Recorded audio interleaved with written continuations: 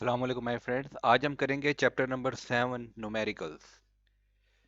Chapter number 7 का numerical करने से पहले थोड़ा सा हम बेसिक कॉन्सेप्ट सीख लेते हैं। What is young modulus? Young modulus है क्या? ये आने वाले न्यूमेरिकल में बहुत ज़्यादा यूज होगा। थोड़ा सा इसका बेसिक कॉन्सेप्ट ले लेते हैं।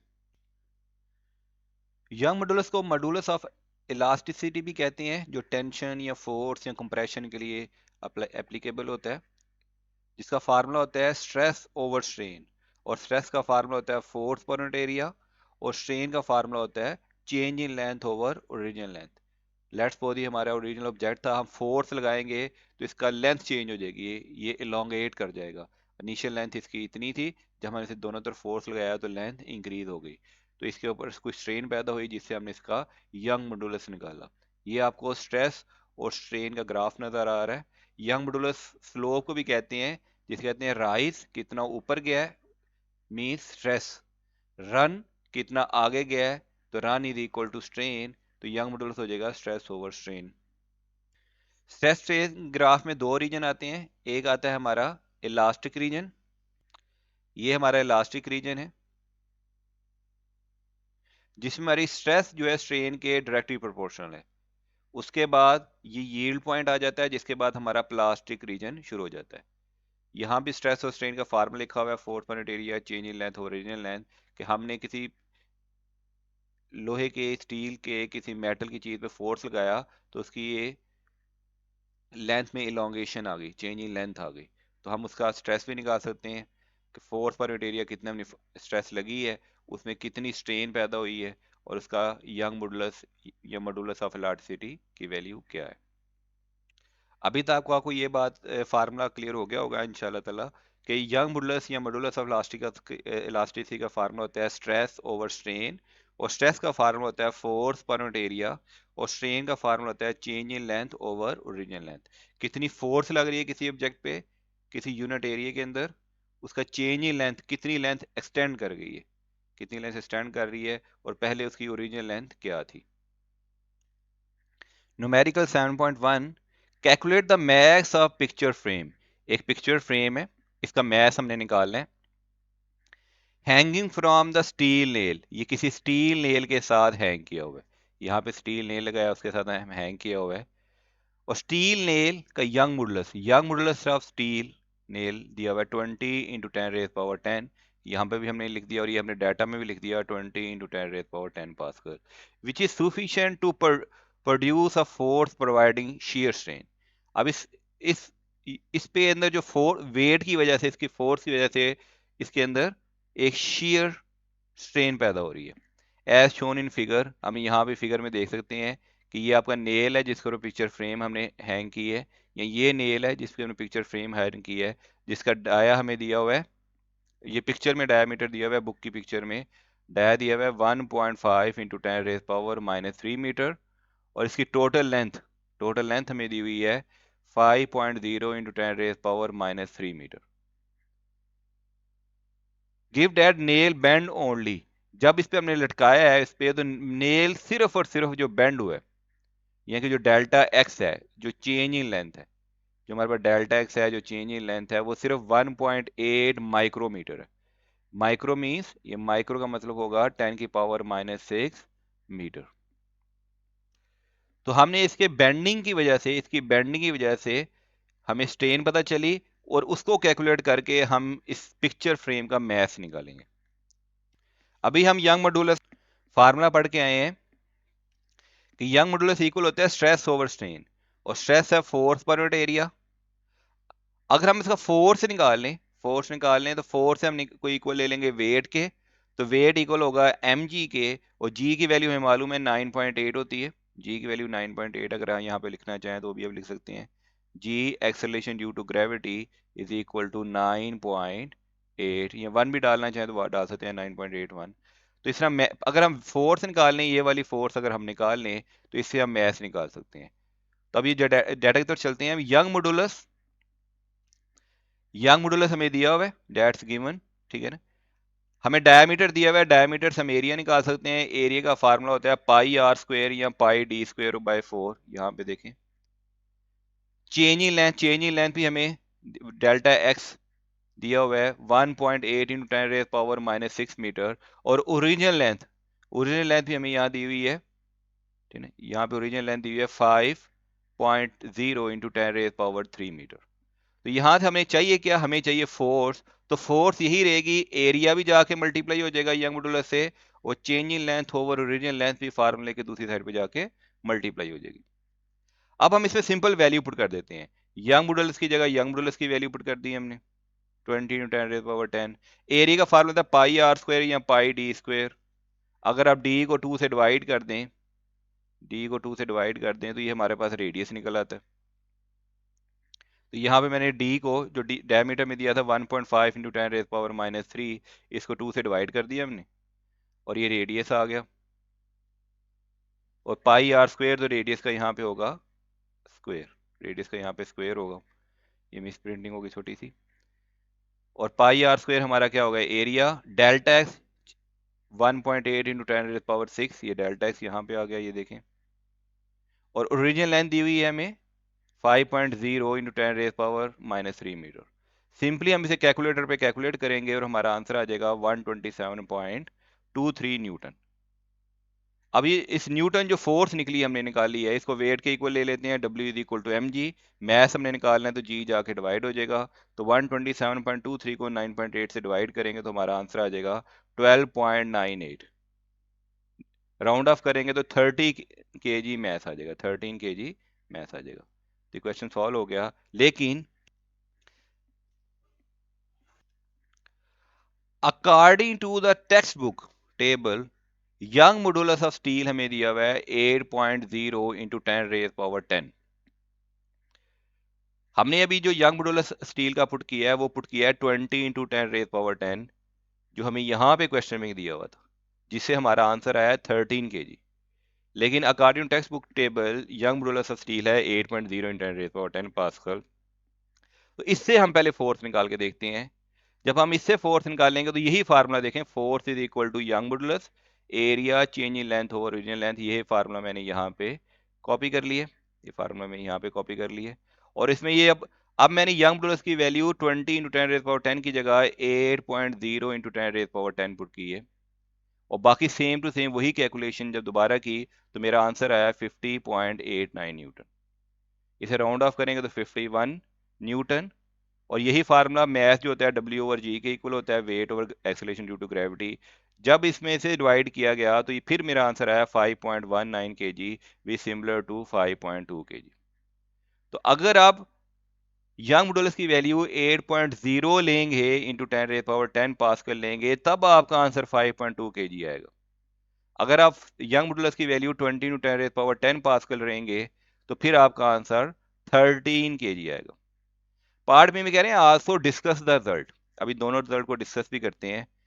5.2 kg लें या 13 kg लें, देखें 5.2 kg लें या यहाँ पे आप 13 kg लें, दोनों सूरतों में this is fairly massive picture. इसका मतलब पिक्चर तो बहुत मैसिव है, पिक्चर के अंदर तो लगता है सोने की या लोहे की ईंटें लगाई हुई हैं, बहुत वजनी हो गई भाई ये तो, ठीक है ना। It is impressive that nail flex only, इतना ज्यादा मैस उठाने के बावजूद नेल के अंदर थोड़ी सी स्ट्रेन पैदा हुई है, डेल्टा एक्स आया है 1.80।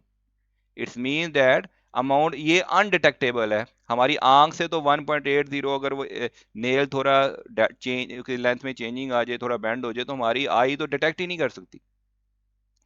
अब इतना ज्यादा 13 kg या 5.2 kg, दोनों क्वेश्चन की सूरत में मैथ उठाने के बावजूद नेल में बहुत थोड़ी डेल्टा एक्स है, स्ट्रेन आई है, इसका मतलब है इसका मटेरियल बहुत ही ज्यादा मजबूत मटेरियल यूज किया गया है। किसका बना हुआ है, स्टील का बना हुआ है भाई, स्टील का। स्टील का इतना मजबूत नेल है कि उसमें स्ट्रेन भी नहीं है, ठीक है ना। इतना ज्यादा हमने वजनी पिक्चर लगा दी है, वो ये तो हमारे स्कूल बैग जितना वजनी हो गया भाई, इतना वजनी पिक्चर और थोड़ी सी स्ट्रेन। तो ये तो थोड़ा सा जोक हो गया, एक्चुअली ये कि बहुत ज्यादा मैथ है और बहुत हाई क्वालिटी का हमने स्टील नेल यूज किया है, जिस वजह से बहुत कम चेंज इन लेंथ पैदा हुई है, और ये लेंथ हम आंख से नहीं देख सकते। नेक्स्ट क्वेश्चन की तरफ चलते हैं। 7.2, एक बहुत ही मजेदार क्वेश्चन आ गया है। अ 5 मीटर एल्यूमिनियम वायर एक 5 मीटर जिसकी लेंथ हमें दी हुई है 5 मीटर, आप लेंथ लिख भी सकते हैं, लेंथ हमें दी हुई है 5 मीटर, लेकिन यूज नहीं होगा ये डाटा। 5 मीटर लेंथ है, उसका यंग मॉडुलस ऑफ एल्यूमिनियम हमें दिया हुआ है 7 × 10⁻⁷ पास्कल, यहाँ भी दिया हुआ है, यहाँ भी दिया हुआ है डाटा में। ऑफ डायामीटर 3 mm, अगर हम इसका डाया ले लेते हैं, डाया ऑफ एल्यूमिनियम ये है 3 mm। हमें मालूम है कि mm को अगर मीटर में कन्वर्ट करना है तो 3 को हम मल्टीप्लाई कर देंगे 10⁻³ से। हमने 10⁻³ से मल्टीप्लाई कर दिया तो ये आ जाएगा मीटर, क्योंकि 1 मीटर में 1000 मिलीमीटर होते हैं, तो डायमीटर भी हो गया। स्पोर्ट 40 kg मैस, ये एल्युमिनियम जो मैस स्पोर्ट कर रहा है इसका मैस है 40 kg, बहुत हैवी मैथ सपोर्ट कर रहा है। टू हैव सेम इलोंगेशन, अब इसमें मैथ डाला, मैथ को इसे वेट ऐड करेगा जिसकी इसकी लेंथ इंक्रीज हो जाएगी, length increase mean elongation increase हो जाएगी, कुछ डेल्टा एल आ जाएगा।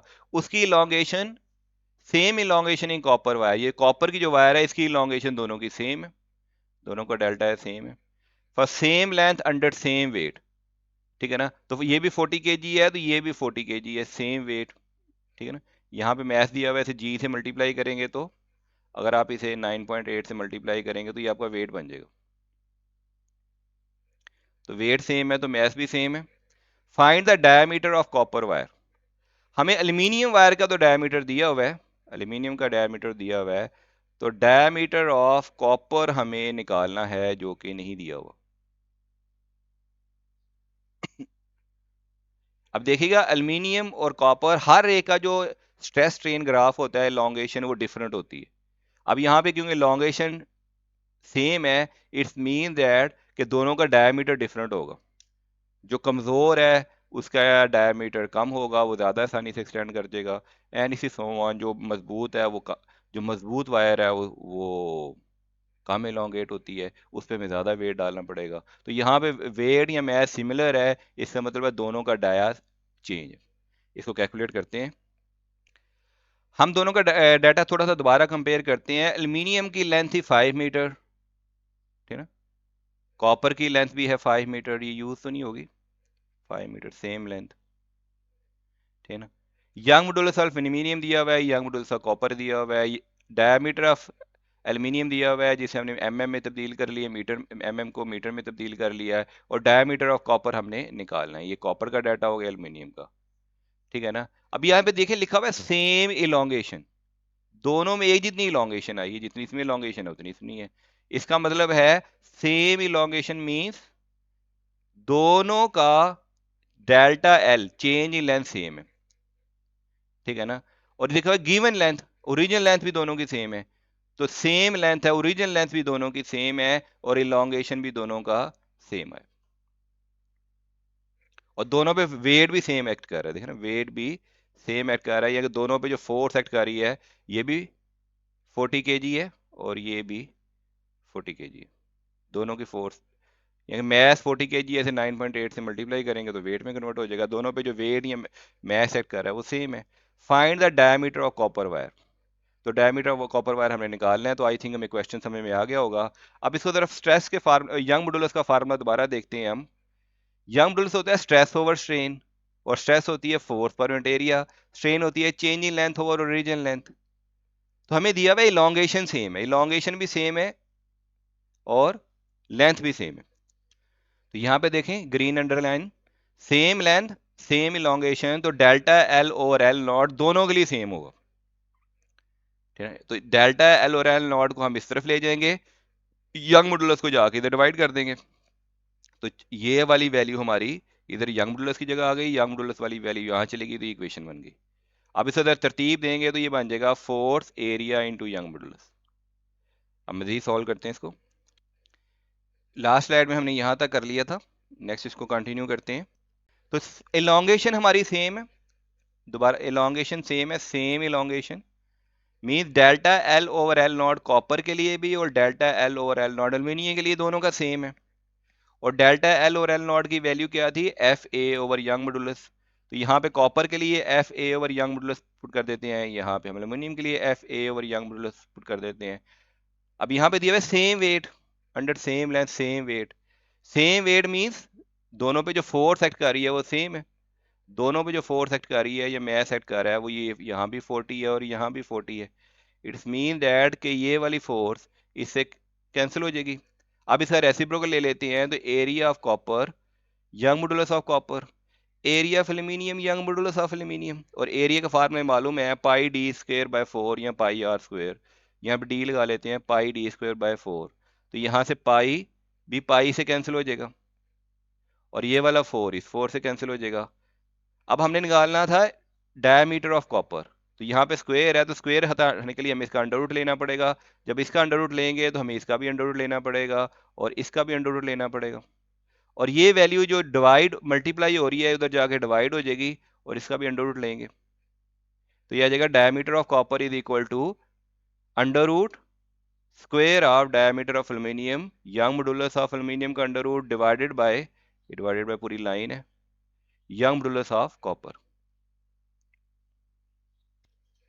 अब यहाँ पे हम लास्ट स्लाइड हमने यहाँ पे कर दी हमने, तो डायमीटर ऑफ कॉपर ये स्क्वायर अंडर रूट के साथ कैंसिल हो जाएगा, तो ये आ जाएगा यहाँ पे डायमीटर ऑफ एल्यूमिनियम, एल्यूमिनियम का डायमीटर में दिया हुआ है 3 × 10⁻³ मीटर, यहाँ पे ये देखिए यहाँ पे ये दिया हुआ है, और यंग मॉडुलस ऑफ एल्यूमिनियम 7 × 10⁻10 ये दिया हुआ है, और यंग मॉडुलस ऑफ कॉपर ये वैल्यू दी हुई है। अब इसे कैलकुलेटर पे कैलकुलेट करेंगे तो 2.3 × 10⁻³ मीटर आंसर आ जाएगा। अगर इसे मिलीमीटर में कन्वर्ट करना है तो आप इसको 1000 से मल्टीप्लाई कर दें, इसको 1000 से मल्टीप्लाई कर दें तो हमारा आंसर आ जाएगा 2.3 मिलीमीटर। ये हमारा क्वेश्चन सॉल्व हो गया।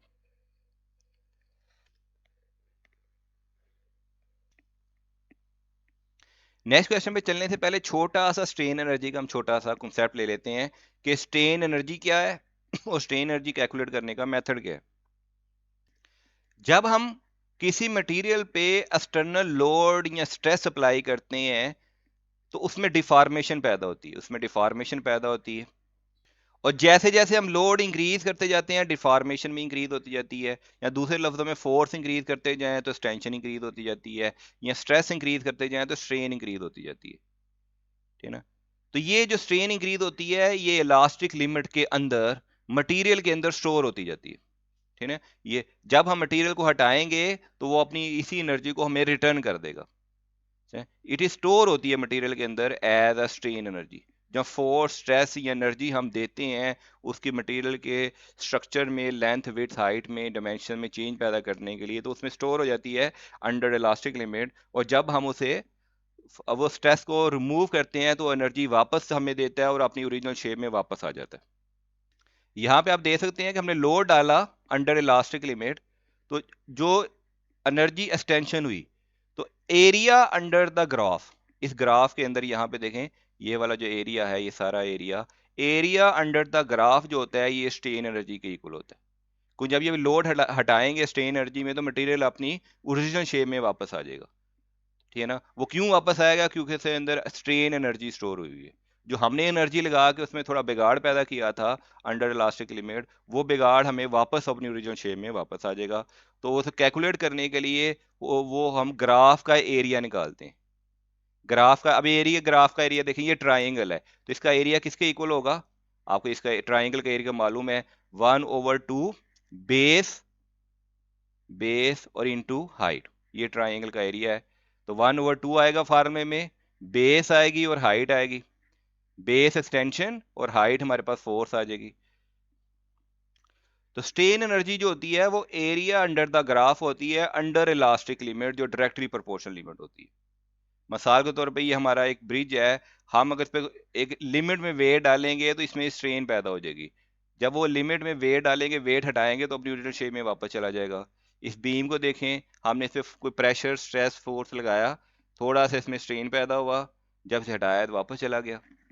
तो जो इसमें स्ट्रेन पैदा हुआ इसमें एक एनर्जी स्टोर हुई, उस एनर्जी को हम कहते हैं स्ट्रेन एनर्जी, जो एरिया अंडर द ग्राफ होती है under elastic limit between force load या डिफ्लेक्शन या स्ट्रेस स्ट्रेन ग्राफ के दौरान।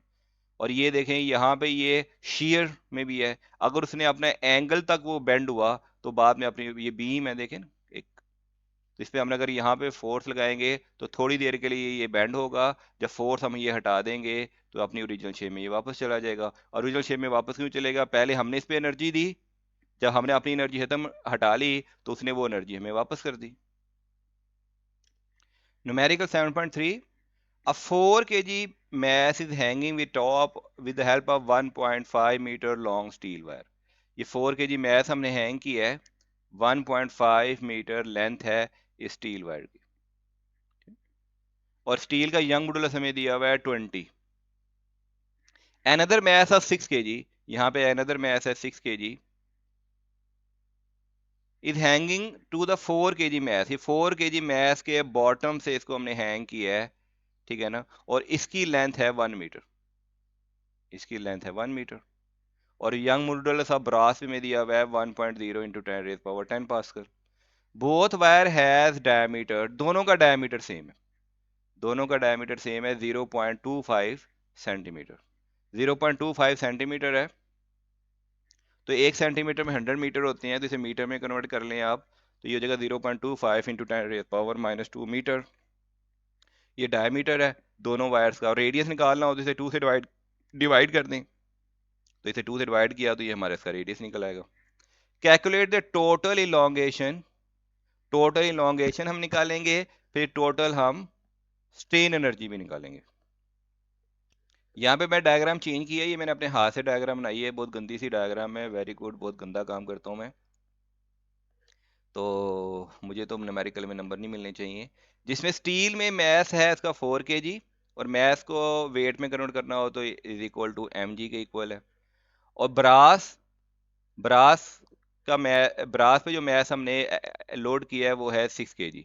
नोट कीजिएगा कि स्टील पे कितना वेट एक्ट कर रहा है। ये स्टील की जो वायर है, ये वायर देखें, ये स्टील की जो वायर है, इसको मैं जरा आपके लिए ग्रीन कलर में बता देता हूँ, ये हमारी स्टील की वायर। इस वायर पे नजर आ रहा है कि 4 kg वेट एक्ट कर रहा है, लेकिन 4 kg सॉरी मैस एक्ट कर रहा है, इस पे 4 kg मैस एक्ट नहीं कर रहा, इस पे ये 6 kg मैस भी एक्ट कर रहा है। तो स्टील पे टोटल जो मैस एक्ट कर रहा है वो है 10 kg, 4 kg ये वाला भी और 6 kg ये वाला भी।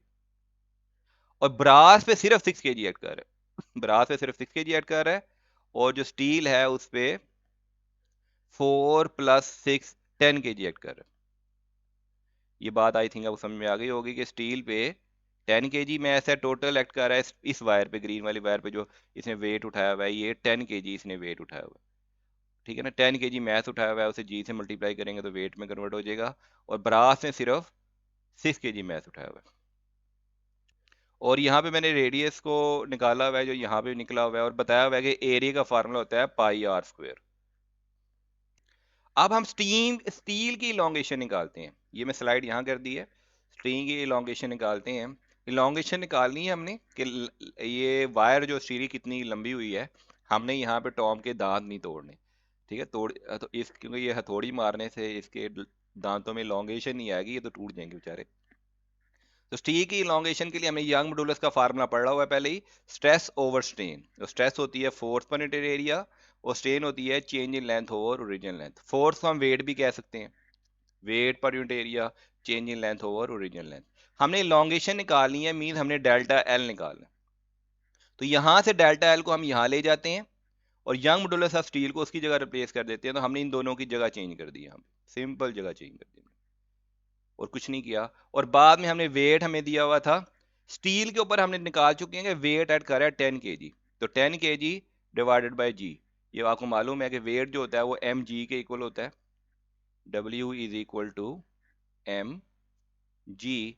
तो हमने जी की value acceleration due to gravity value 9.8 है, डिवाइडेड बाय एरिया, तो एरिया होगा πr², रेडियस हम निकाल चुके हैं यहाँ पे, और πr² का whole square, divided by Young modulus of steel. Young modulus of steel हमें दिया हुआ है 20, यहाँ पे देख सकते हैं आप, यहाँ पे देख सकते हैं क्वेश्चन में भी 20 दिया हुआ है।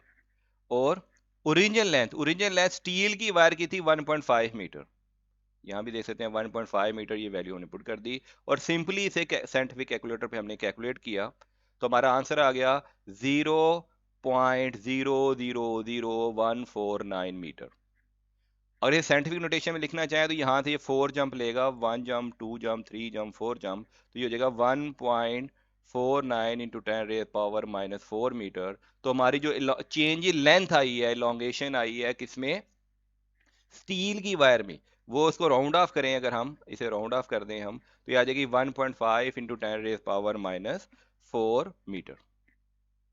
तो हमने स्टील की इलोंगेशन निकाल ली, हमने टोटल इलोंगेशन निकालनी है। अब हम ब्रास की इलोंगेशन निकालेंगे। स्टील को मैंने ब्लू वाले से सॉल्व किया है और ब्रास वाले को मैं रेड वाले से सॉल्व करता हूँ। अभी मैं अपनी पिक्चर यहां पे ले आया हूं और ब्रास पे भी हम वही फार्मूला दोबारा लगाएंगे। Young modulus of brass is equal to stress over strain, और स्ट्रेस जो होती है W/A, और strain delta L over original length. लेकिन ये सब ब्रास के लिए, क्योंकि ब्रास को मैंने रेड कलर में शो किया था। तो M2G पाई R स्क्वायर, वही फार्मूला, चेंज इन लेंथ और ओरिजिनल लेंथ। ओरिजिनल लेंथ कितनी थी ब्रास की, 1 मीटर। ये देखें, ओरिजिनल लेंथ हमें ब्रास की 1 मीटर पुट की थी। 1 से डिवाइड करने से कोई फर्क नहीं पड़ेगा। M ब्रास पे 6 kg में एक्सेप्ट कर रहा है, G की वैल्यू 9.8 पाई, और रेडियस सबका सेम है, रेडियस सबका 0.25 इंटू 10⁻⁻² है, तो इसका हमने ले लिया होल स्क्वायर। और यहाँ पे मैं लिख लिया। अब यहाँ पे चेंजिंग लेंथ था, तो चेंजिंग लेंथ को मैं यहाँ पे देखें, इन दोनों की जगह चेंज कर दी है, क्योंकि मुझे इलोंगेशन निकालनी है किसकी, ब्रास की। ब्रास की इलोंगेशन निकालनी थी मैंने। तो ब्रास की मैंने इलोंगेशन निकालने के लिए हमें यंग मॉडुलस को मैं यहाँ ले आया, और elongation change length of brass में यहाँ ले आया, और यहाँ पे मैंने इसकी वैल्यू पुट कर दी। यहाँ वैल्यू में गिवन है 1.0 इंटू 10⁻10 पास्कल, और सिंपली इसे कैलकुलेटर में मैंने कैलकुलेट किया, तो मेरा आंसर आ गया 0.001197। तो अगर साइंटिफिक नोटेशन में लिखना हो तो ये जंप लगेगा 3 डिजिट, तो यहाँ पे पॉइंट यहाँ से मूव करके यहाँ आ जाएगा, और आ जाएगा 10⁻³ मीटर।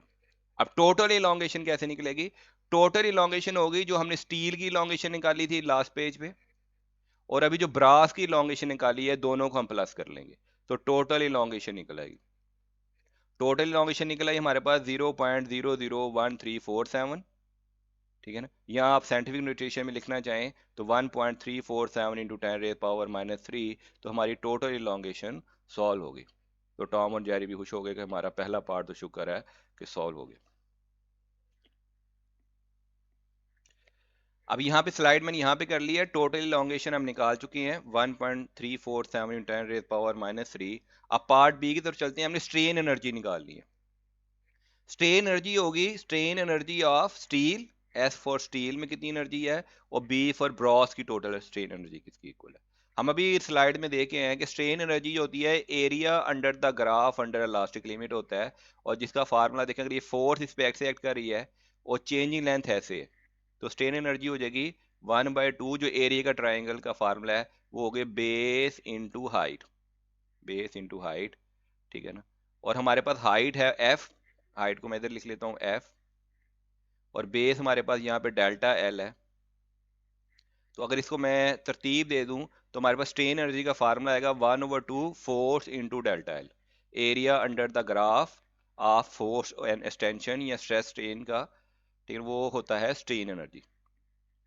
तो ये स्ट्रेन एनर्जी ऑफ स्टील के लिए आ जाएगा, ये स्टील के लिए, और यही फार्मूला हमारा ब्रास के लिए। तो फोर्स कितनी लग रही है स्टील पे, स्टील पे जो फोर्स लग रही है वो 10 kg मल्टीप्लाई बाई जी, ये m, ये m आ गया, और ये हमारे पास आ गया g multiply elongation of steel. और स्टील की इलोंगेशन हमने कहाँ निकाली थी, यहाँ पे देखें, स्टील की इलोंगेशन हमने ये निकाली है, ये हमने पुट कर दी।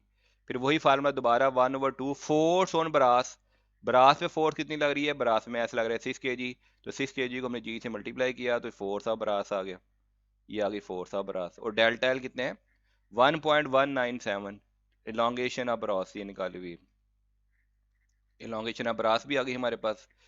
हमने इसको भी कैलकुलेट किया, ब्रास वाले को रेड कलर से कैलकुलेट किया और स्टील वाले को ब्लू से कैलकुलेट किया, और इन दोनों को ऐड किया तो टोटल एनर्जी आ गई। पार्ट बी का हमारा आंसर आ गया this 0.04 dash dash dash dash dash, और एनर्जी का यूनिट होता है हमारे पास जूल्स।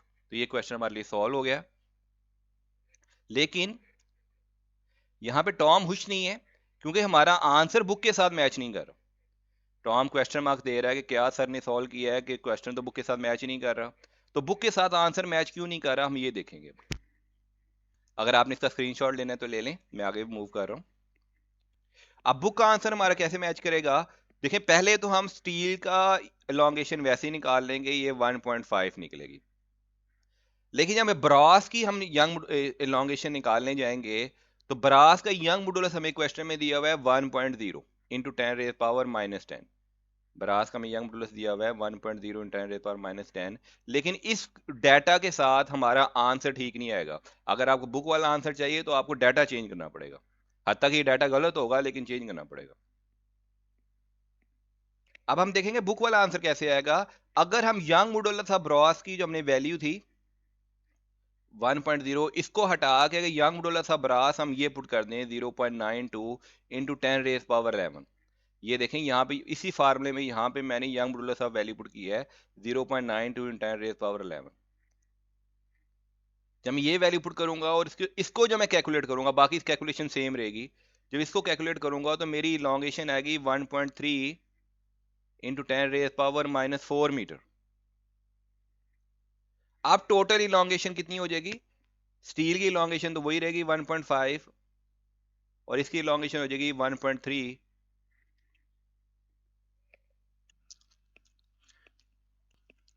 अब ब्रास की इलॉन्गेशन आएगी 1.3, स्टील की इलॉन्गेशन वही होगी। दोनों की टोटल इलॉन्गेशन हमारे प्लस करेंगे तो आ जाएगा 2.8 इंटू 10⁻4। तो अब हमारा आंसर चेंज हो गया। हमारी टोटल इलॉन्गेशन की वैल्यू चेंज हो गई क्योंकि हमने यंग मॉडुलस ऑफ ब्रास, ये देखें यहाँ पे यंग मॉडुलस ऑफ ब्रास की वैल्यू चेंज कर दी। ये वैल्यू गलत है लेकिन अगर आपको बुक वाला आंसर चाहिए तो फिर आप इस वैल्यू से आंसर आएगा। नेक्स्ट, टोटल स्ट्रेन एनर्जी का फार्मूला वही जो हमने लास्ट में किया था, फोर्स इंटू डेल्टा स्टील के लिए और फिर ब्रास के लिए। और स्टील के लिए तो हम 1.5 ही पुट करेंगे डेल्टा एल। ये 98 वही मेथड आ रहा है यहाँ 58। और यहाँ पे हम पुट करेंगे 1.3। पहले हमने ये वैल्यू पुट नहीं की थी। और जब इसको सॉल्व करेंगे तो हमारी टोटल जो स्ट्रेन एनर्जी है वो आ जाएगी 11.17 मिली जूल। मिली जूल या आप 0.01117 जूल, इसे 1000 से डिवाइड करें तो मिली जूल, तो फिर हमारा बुक वाला आंसर आ जाएगा। तो ये क्वेश्चन हमने बुक के आंसर के लिए भी मैच कर लिया। पहले हमने बुक के डाटा के साथ जो आंसर आता था उसे सॉल्व किया, फिर हमने डाटा चेंज किया और बुक में जो आंसर दिया हुआ है उसको सॉल्व किया।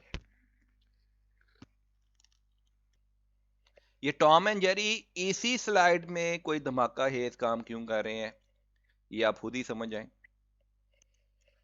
तो अभी हमने बुक के डाटा के साथ भी क्वेश्चन सॉल्व कर दिए है और जो बुक में आंसर आया गिवन है उस वो कैसे आएगा वो भी हमने सॉल्व कर दिया है। अब आप जो भी क्वेश्चन अडॉप्ट करना चाहें कोई प्रॉब्लम नहीं, आपको जो पसंद है इनमें से आप वो ले सकते हैं। एक्चुअल चीज़ है आपको मेथड समझ में आना चाहिए। अगर क्वेश्चन की वैल्यू चेंज भी हो जाए तो कोई प्रॉब्लम नहीं, या मेथड लें जो आपको पेपर में डाटा दिया हो उस डाटा के तहत उसको सॉल्व कर दें। तो इसमें परेशान होने की कोई बात नहीं है। जो क्वेश्चन आपको दिया हो उसी डाटा के तहत आप सॉल्व कर दें और आपका इंशाल्लाह ताला क्वेश्चन ठीक समझा जाएगा। नेक्स्ट क्वेश्चन की तरफ चलते हैं। A rod of 90 millimetre square, देखिए मिलीमीटर स्क्वायर है तो इसे मीटर स्क्वायर में करने के लिए 1 मीटर में 1000 मिलीमीटर होते हैं तो 2 दफा 1000 से हमें डिवाइड करना पड़ेगा। तो 90 इंटू 10⁻⁻6 मीटर स्क्वायर आ जाएगा। हैज लेंथ 3 मीटर, लेंथ उसकी 3 मीटर है। उस पर जो स्ट्रेस एक्ट कर रही है वो 300 मेगा पास्कल। तो मेगा का मतलब होता है 10⁻6 is applied to stretch the rod to find the strain energy। इसमें भी हमने strain energy निकालनी है, to find the strain energy। तो strain energy का हम फार्मूला पहले ही पढ़ चुके हैं, तो यहाँ पे एक नया फार्मूला भी यूज कर सकते हैं। strain energy 1/2 stress into strain multiply by volume। यहाँ पे वॉल्यूम भी आ जाएगा, ठीक है। strain energy if young modulus of the rod is 200 giga pascal। देखिए giga pascal का मतलब है 10⁹ पास्कल। तो यंग मॉडुलस है 10⁹ पास के लिए हमें डाटा दिया हुआ है, स्ट्रेस दी हुई है, लेंथ और हमने एरिया निकाल लिया। अब इसे फार्मूले में वैल्यू पुट करते हैं। स्ट्रेन एनर्जी का दूसरा फार्मूला है 1/2 stress into strain multiply by volume. तो वॉल्यूम होता है एरिया इंटू लेंथ और एरिया में कितना दिया हुआ है, एरिया में दिया हुआ है 90 मल्टीप्लाई बाई -6। तो यहाँ पे 90 मल्टीप्लाई -6 पुट कर दिया। लेंथ हमें दी हुई है 3 मीटर, हमने यहाँ पे 3 मीटर पुट कर दी। और 1/2 स्ट्रेस, स्ट्रेस हमें दी हुई है 300, ये देखें स्ट्रेस हमें दी हुई है 300 तो यहाँ भी पुट कर दिया। और स्ट्रेन, अब स्ट्रेन की वैल्यू हमें नहीं दी हुई तो स्ट्रेन की वैल्यू निकालने का एक अल्टरनेट मेथड भी है कि यंग मॉडुलस इक्वल होता है स्ट्रेस ओवर स्ट्रेन के। तो इन दोनों की अब जगह चेंज कर दें। तो स्ट्रेन हमारे पास आ जाएगी स्ट्रेस ओवर यंग मॉडुलस। तो स्ट्रेन की जगह हमने लिख दिया स्ट्रेस ओवर यंग मॉडुलस, और स्ट्रेस की वैल्यू भी हमें मालूम है और यंग मॉडुलस की वैल्यू भी हमें मालूम है। तो स्ट्रेस की वैल्यू पुट कर दी और यंग मॉडुलस की भी वैल्यू पुट कर दी। सिंपली हम इसे कैलकुलेटर पे कैलकुलेट करेंगे और हमारा आंसर आ जाएगा 60.75 joules. Thank you my friends, ये क्वेश्चन सॉल्व हो गया है। अपना ख्याल रखिएगा, फी अमानिल्लाह। ये इसी चैप्टर के न्यूमेरिकल की दूसरी वीडियो थी। पहली वीडियो में कुछ बच्चों ने कमेंट्स किया था कि उन्हें समझ नहीं आ रही, तो मैंने थोड़ा अपग्रेड करके दूसरे तरीके से समझाने की कोशिश की है। अभी भी अगर आपको कोई प्रॉब्लम हो तो मुझे बताइएगा, मैं किसी तीसरे मेथड से आपको वीडियो बना के प्रोवाइड कर दूंगा। जाते जाते काइंडली इस चैनल को सब्सक्राइब कीजिएगा और अपनी प्रॉब्लम हमें कमेंट्स बॉक्स में लिखें ताकि हम उस पर सोल्यूशन बना के आपको प्रोवाइड कर सकें। अपना ख्याल रखिएगा, फ़ी अमानिल्लाह, अल्लाह हाफिज़। इस चैप्टर के शॉर्ट क्वेश्चन असाइनमेंट्स भी आपको इसी प्लेलिस्ट में मिल जाएंगी। अल्लाह हाफिज़।